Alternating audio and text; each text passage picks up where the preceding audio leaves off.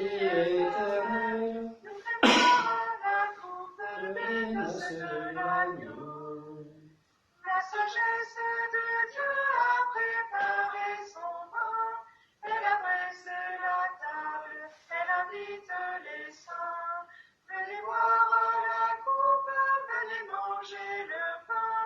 Soyez la joie de Dieu, accourez au festin. Venez, approchons-nous de la table du Christ, il nous livre son corps et son sang. Il se fait nourriture, pain de vie éternelle, Nous fait nous boire boire la coupe des noces de l'agneau. par le pain et le vin reçus en communion. Voici le sacrifice qui nous rend à la vie. Le sang de l'alliance jaillit du cœur de Dieu. Quand le Verbe fait chair, s'offre à nous sur la croix. Venez, approchons-nous de la table du Christ, il nous livre son corps et son sang. Il se fait nourriture, pain de vie éternelle, Nous nous fait boire la coupe des noces de l'agneau. Au nom du Père et du Fils et du Saint-Esprit, Amen. la grâce de Jésus notre Seigneur, l'amour de Dieu le Père et la communion de l'Esprit Saint soient toujours avec vous. Et avec votre esprit. Chers frères et sœurs, c'est un peu étrange de célébrer la messe du jeudi saint, la commémoration de la dernière scène, du dernier repas de notre Seigneur, chacun chez soi, sans lèvement des pieds, derrière nos ordinateurs, et pourtant, eh bien, la communion que nous partageons est tout aussi forte. Préparons-nous à la célébration de cette Eucharistie où nous faisons mémoire de l'Eucharistie, de l'institution de l'Eucharistie, en reconnaissant que nous sommes pécheurs. Je confesse à Dieu Tout-Puissant. Je reconnais devant mes frères que j'ai péché, en pensée, en parole, par action et par omission. Oui, j'ai vraiment péché, c'est pourquoi je supplie la Vierge Marie, les anges et tous les saints, et vous aussi mes frères, de prier pour moi le Seigneur notre Dieu. Que Dieu Tout-Puissant nous fasse miséricorde, qui nous pardonne nos péchés et nous conduise à la vie éternelle. Amen. Amen. Kyrie eleison, Kyrie eleison, Kyrie eleison.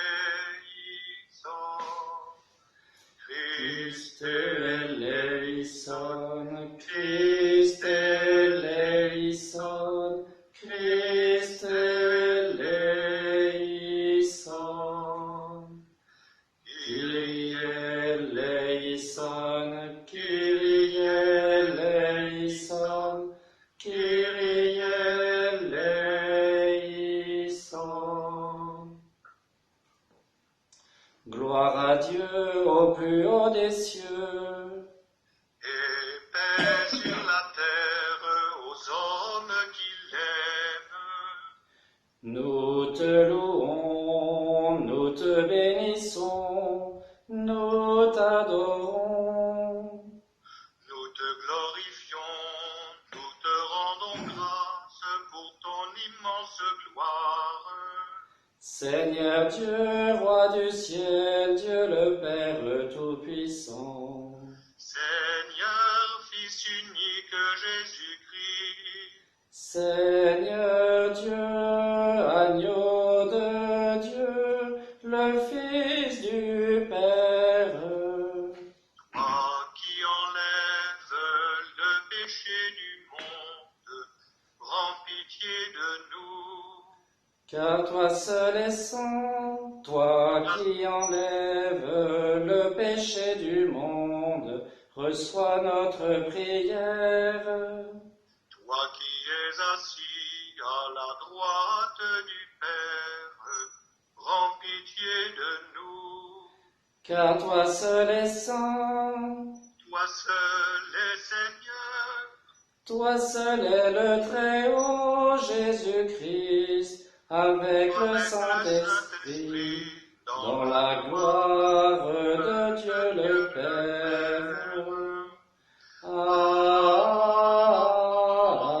Amen.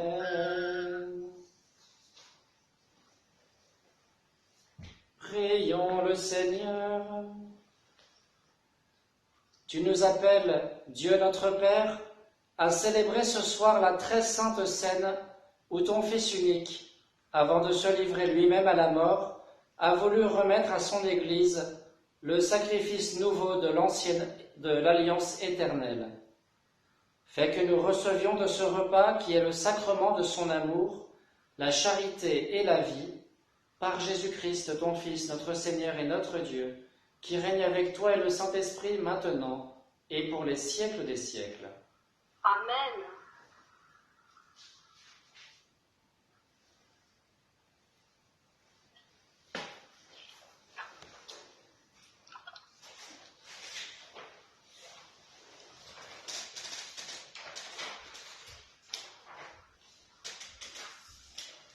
Chantal, mets ton micro.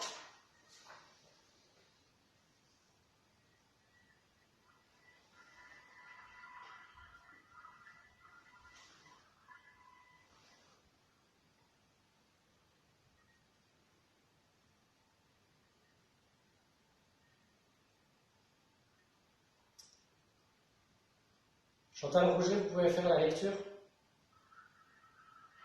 Lecture du livre de l'Exode. En ces jours-là, dans le pays d'Égypte, le Seigneur dit à Moïse et à son frère Aaron, « Ce mois-ci sera pour vous le premier des mois. Il marquera pour vous le commencement de l'année. Parlez ainsi à toute la communauté d'Israël.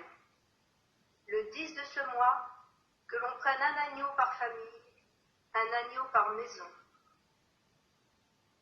Si la maisonnée est trop peu nombreuse pour un agneau, elle le prendra avec son voisin le plus proche, selon le nombre des personnes. Vous choisirez l'agneau d'après ce que chacun peut manger. Ce sera une bête sans défaut, un mâle de l'année. Vous prendrez un agneau ou un chevreau. Vous le garderez jusqu'au 14e jour du mois.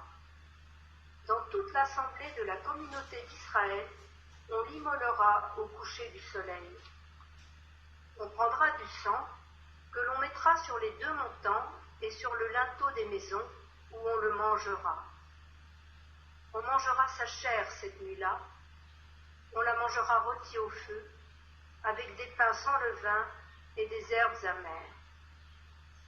Vous mangerez ainsi la ceinture aux reins, les sandales aux pieds, le bâton à la main. Vous mangerez en toute hâte, c'est la Pâque du Seigneur. Je traverserai le pays d'Égypte cette nuit-là. Je frapperai tout premier-né au pays d'Égypte, depuis les hommes jusqu'au bétail. Contre tous les dieux de l'Égypte, j'exercerai mes jugements. Je suis le Seigneur. Le sang sera pour vous un signe sur les maisons où vous serez. Je verrai le sang et je passerai. Vous ne serez pas atteints par le fléau dont je frapperai le pays d'Égypte. Ce jour-là sera pour vous un mémorial. Vous en ferez pour le Seigneur une fête de pèlerinage. C'est un décret perpétuel, d'âge en âge, vous la fêterez. Parole du Seigneur. Nous rendons grâce à Dieu. La coupe de bénédiction et communion au sang du Christ. La coupe de bénédiction et communion au sang du Christ. Comment rendrai-je, Seigneur, tout le bien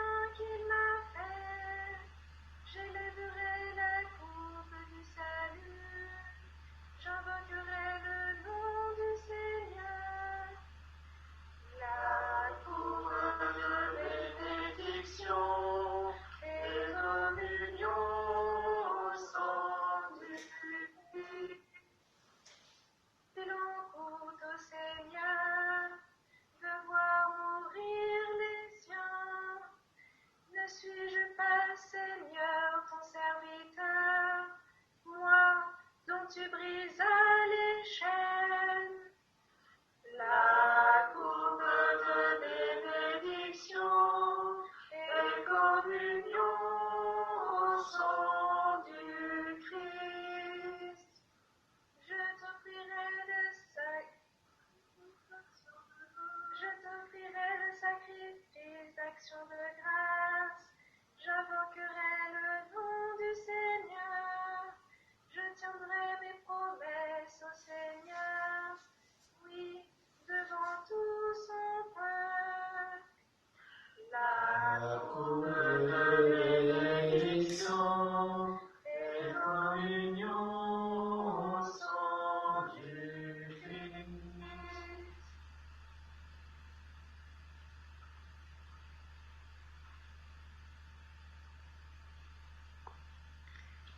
Première épître aux Corinthiens. Moi, voici ce que j'ai reçu du Seigneur et ce que je vous ai transmis. Le Seigneur Jésus, dans la nuit où il fut livré, prit du pain. Et après avoir rendu grâce, il le rompit et dit : « Ceci est mon corps, qui est pour vous. Faites cela en mémoire de moi. » Il fit de même pour la coupe, après le repas, en disant : « Cette coupe est la nouvelle alliance en mon sang. Faites cela toutes les fois que vous en boirez en mémoire de moi. Car toutes les fois que vous mangez ce pain et que vous buvez cette coupe, vous annoncez la mort du Seigneur jusqu'à ce qu'il vienne. » Parole du Seigneur. Nous rendons grâce à Dieu. Gloire et louange à toi, Seigneur Jésus. Gloire et louange à toi, Seigneur Jésus. Je vous donne un commandement nouveau, dit le Seigneur. Aimez-vous les uns les autres comme je vous ai aimés. Gloire et louange à toi, Seigneur Jésus. Le Seigneur soit avec vous. Et avec votre esprit. Évangile de Jésus-Christ selon saint Jean. Gloire à toi, Seigneur. Avant la fête de la Pâque, sachant que l'heure était venue pour lui de passer de ce monde à son Père, Jésus, ayant aimé les siens qui étaient dans le monde, les aima jusqu'au bout. Au cours du repas, alors que le diable a déjà mis dans le cœur de Judas, fils de Simon l'Iscariote, l'intention de le livrer, Jésus, sachant que le Père a tout remis entre ses mains, qu'il est sorti de Dieu et qu'il s'en va vers Dieu, se lève de table, dépose son vêtement et prend un linge qu'il se noue à la ceinture. Puis il verse de l'eau dans un bassin. Alors il se mit à laver les pieds des disciples et à les essuyer avec le linge qu'il avait à la ceinture. Il arrive donc à Simon-Pierre qui lui dit : « C'est toi, Seigneur, qui me laves les pieds ?» Jésus lui répondit : « Ce que je veux faire, tu ne le sais pas maintenant, plus tard tu comprendras. » Pierre lui dit : « Tu ne me laveras pas les pieds, non, jamais. » Jésus lui répondit : « Si je ne te lave pas, tu n'auras pas de part avec moi. » Simon-Pierre lui dit : « Alors, Seigneur, pas seulement les pieds, mais aussi les mains et la tête. » Jésus lui dit : « Quand on vient de prendre un bain, on n'a pas besoin de se laver, sinon les pieds. On est pur tout entier. Vous-même, vous êtes purs, mais non pas tous. » Il savait bien qui allait le livrer, et c'est pourquoi il disait : « Vous n'êtes pas tous purs. » Quand il leur eut lavé les pieds, il reprit son vêtement, se remit à table et leur dit : « Comprenez-vous ce que je viens de faire pour vous ? Vous m'appelez Maître et Seigneur, et vous avez raison, car vraiment je le suis. Si donc moi, le Seigneur et le Maître, je vous ai lavé les pieds, vous aussi, vous devez vous laver les pieds les uns aux autres. C'est un exemple que je vous ai donné, afin que vous fassiez vous aussi comme j'ai fait pour vous. » Acclamons la parole de Dieu. Louange à toi, Seigneur Jésus.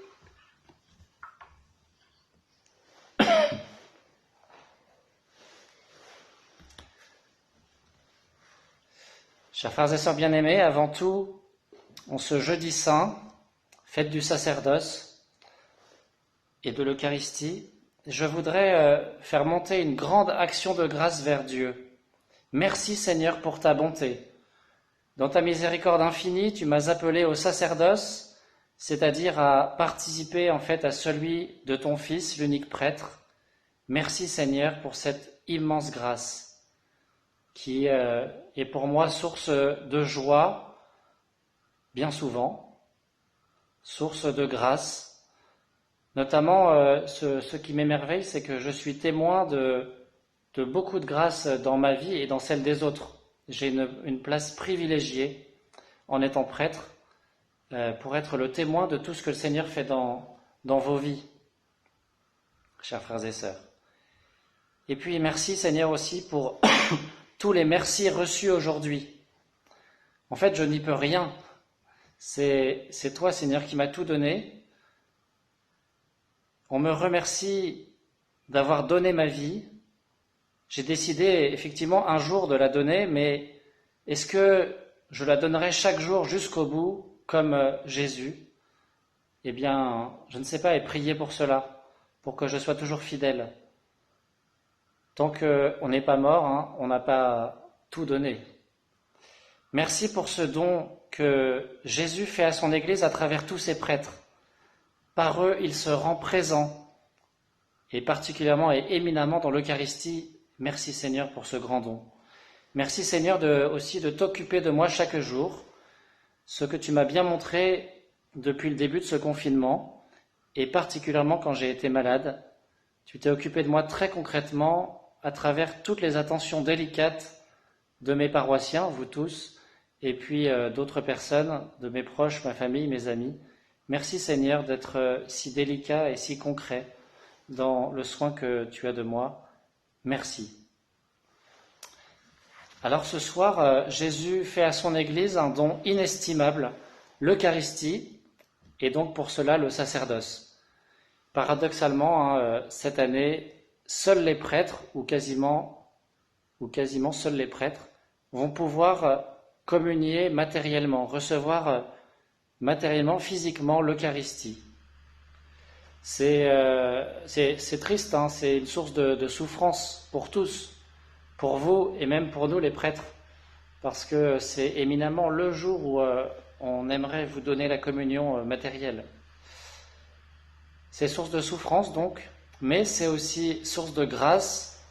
C'est l'occasion de méditer sur les sacrements, sur la valeur des sacrements, sur le sens des sacrements. Et je vous redis, je vous rappelle que la communion spirituelle que vous allez faire aujourd'hui, eh bien, elle est bien réelle. Et si votre cœur est totalement ouvert, voyez, vous recevrez, eh bien, toutes les grâces que le Seigneur veut vous donner, autant que si vous étiez présent physiquement à la messe. Nous célébrons à chaque Eucharistie le mystère de l'amour qui s'offre jusqu'au bout. Jusqu'au bout, c'est ce terme très frappant avec lequel Saint Jean commence la deuxième partie de son évangile, au chapitre 13.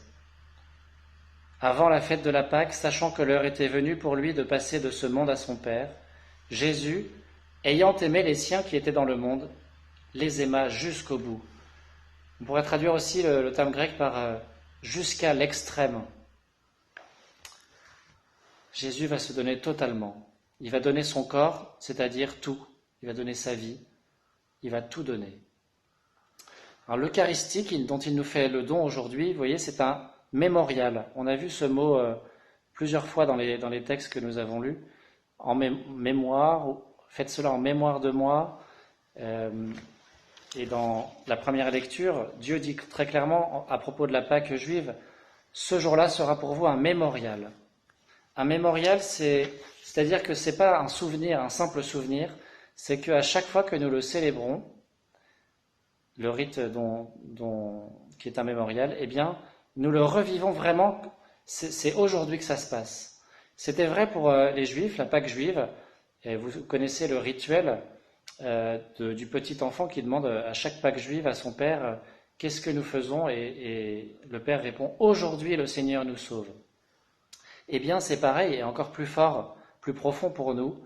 À chaque Eucharistie, nous sommes comme transportés à la scène, au dernier repas de Jésus, et nous sommes comme transportés au pied de la croix.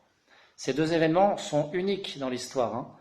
Ils n'ont eu lieu qu'une seule fois, mais c'est nous qui y sommes transportés à chaque fois que nous les célébrons. Et par ce sacrement de l'Eucharistie, eh bien, Dieu rend possible, par l'action de l'Esprit Saint et par les gestes du prêtre, il rend possible sa présence réelle. Jésus est réellement présent dans l'hostie consacrée, dans le vin qui est devenu son précieux sang. Nous souffrons, chers frères et sœurs, de ne pouvoir le recevoir en nous ce soir, de ne pouvoir prier devant, tout proche, mais sachez qu'il existe en fait d'autres présences réelles du Seigneur. D'abord et avant tout, l'Écriture sainte, la parole de Dieu, c'est une autre manière par laquelle le Verbe a pris chair. Il y a la chair de l'Eucharistie et la chair des Écritures. Fréquentons souvent l'Écriture sainte, c'est une présence réelle du Seigneur dans notre vie. Par la prière, quand nous sommes unis à Dieu, eh bien, il y a une forme aussi de présence réelle du Seigneur, et encore plus quand nous sommes plusieurs à prier. Jésus nous dit, quand 2 ou 3 sont réunis en mon nom, je suis là au milieu d'eux. Vous voyez, sa présence, elle est réelle dès que nous sommes 2 ou 3 réunis en son nom, ce qui est le cas en ce moment, et ce qui est le cas à chaque fois que nous prions à plusieurs. Jésus est réellement présent. Et puis, il y a ce qu'on appelle parfois le 8e sacrement. Ce que saint Augustin, au 4e siècle, 5e siècle, appelait le sacrement du frère. Le sacrement du frère, c'est un peu l'aboutissement des 7 autres sacrements.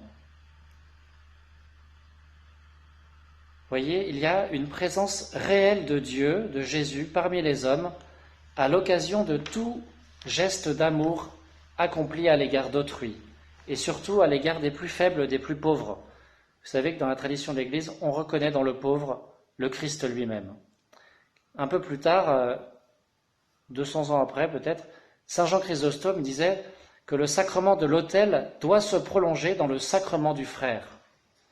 Ce 8e sacrement, vous voyez, il est universel, car en effet, les 7 sacrements de l'Église, eh bien, il faut être chrétien pour les comprendre, les vivre, les recevoir, mais le 8e sacrement, tous peuvent le vivre, même sans la foi. C'est ça le grand mystère. Et d'ailleurs, c'est par rapport à lui seul que Dieu reconnaîtra les siens. Jésus nous dit en Matthieu 25, « Ce que vous avez fait au plus petit de mes frères, c'est à moi que vous l'avez fait. » Matthieu 25, 40. Nous serons jugés sur l'amour, vous le savez bien. Et donc sur tous nos actes de charité que nous posons à l'égard de nos frères et sœurs. Comme nous pourrions le chanter pendant le lavement des pieds s'il avait lieu, le chant traditionnel qui accompagne ce moment fort, c'est « Ubi caritas et amor, Deus ibi est », c'est-à-dire où sont amour et charité, Dieu est là, Dieu est présent. Vous voyez, chaque fois que nous vivons la charité, que nous posons un acte d'amour, Dieu est là, sa présence est réelle aussi. Ce 8e sacrement, le sacrement du frère, relève d'une manière d'être qui est un don absolu de soi. Et voilà, chers frères et sœurs, quelque chose de très concret que nous pouvons vivre. Si nous ne pouvons pas communier matériellement, nous pouvons ouvrir notre Bible, prier, se réunir à 2 ou 3 si on est 2 ou 3 à la maison, au nom de Jésus, mais on peut tous vivre ce sacrement du frère. En confinement, comme nous sommes, vous voyez, ça consiste à supporter l'autre et être supportable, pour le dire d'une manière un peu qui n'est pas la plus belle. Vous voyez, supporter l'autre et être supportable, ça va beaucoup plus loin, c'est aimer l'autre et être aimable en fait. Mais bon, on peut commencer par déjà essayer d'être supportable. Ça va être une vraie épreuve, si ça dure encore 3, 4, 5 semaines, de rester aimable auprès de ceux avec qui on vit tous les jours. le sacrement du frère, c'est donc une manière d'être qui est un don absolu de soi. Ce don absolu, c'est encore ce jusqu'au bout que Jésus a vécu. Ce service de l'autre, eh bien, c'est aussi ce que Jésus vit ce soir et qu'il nous montre. Dans l'évangile de ce soir, Jésus lave les pieds de ses disciples. Vous voyez, Saint Jean ne nous parle pas de l'Eucharistie, à la place, il nous donne ce dernier geste étonnant de Jésus qui s'abaisse, qui se met au service de tous, aux pieds de chacun. Le lavement des pieds, nous pouvons le vivre entre nous. Et même Jésus ne nous dit pas que nous pouvons le vivre. Jésus nous dit que nous devons le vivre. Si moi, le Maître et Seigneur, je vous ai lavé les pieds, vous aussi, vous devez vous laver les pieds les uns aux autres. C'est un exemple que je vous ai donné afin que vous fassiez vous aussi comme j'ai fait pour vous. Alors, particulièrement aujourd'hui, nous pourrions le vivre au sens propre. Nous pouvons, si nous sommes plusieurs dans nos appartements, dans nos maisons, nous pourrions, au sens propre, nous laver les pieds les uns aux autres. Et si vous le faites ce soir, après cette messe, vous allez voir, c'est très très fort, très émouvant. Mais nous devons le vivre chaque jour au sens figuré. Lavons-nous les pieds les uns les autres, chers frères et sœurs, suivons l'exemple du Maître et Seigneur. C'est-à-dire, donnons-nous totalement, soyons au service de notre conjoint, de notre frère, de notre enfant, de nos amis, de ceux que nous croisons. L'Eucharistie, le lavement des pieds, dans les deux cas, il s'agit d'un don total de soi. Jésus se donne totalement. Et comme disait Mère Teresa ou le Père Sérac, tout ce qui n'est pas donné est perdu. Toute vocation, vous voyez, consiste à tout donner et se donner soi-même, comme disait la petite Thérèse. Alors, d'ailleurs, un peu comme Jésus, nous venons de Dieu et nous retournons à lui. Pas exactement de la même manière, mais c'est vrai pour nous aussi, nous avons été créés par amour par le Seigneur, et un jour nous mourrons, et l'actualité nous rappelle que nous sommes mortels, et nous retournerons à lui. Entre-temps, sur terre, nous avons la chance de ce temps de préparation, eh bien c'est le temps du service et du don de soi. Alors, parents, enfants, époux, soignants, secouristes, prêtres, paroissiens, nous sommes appelés à laver les pieds de nos frères humains, c'est-à-dire de nous mettre humblement à leur service, sans chercher de récompense, de glorification. Et cela peut être vraiment crucifiant de le vivre jusqu'au bout. C'est ce que Jésus a fait. Amen.